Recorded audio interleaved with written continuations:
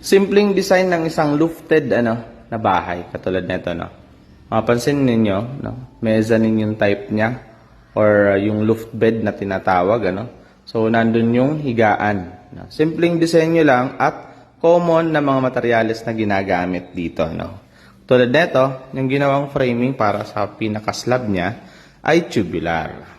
Ayan. Tubular na 2x4 at anchored. Ayan. Naka-expansion bolt. Yan, bolt na yan. Expansion bolt yan. So, naka-anchor yan dito sa ating wall.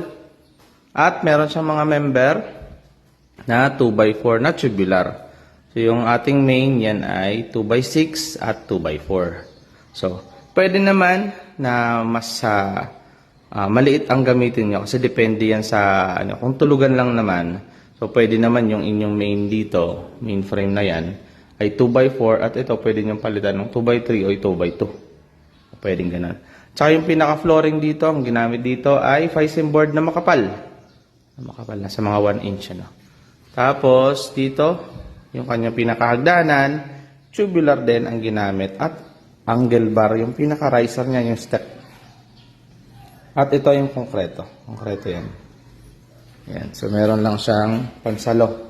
Lagyan pansalo. Pwedeng Fisem board din So ganyan ang itsura, simpleng design.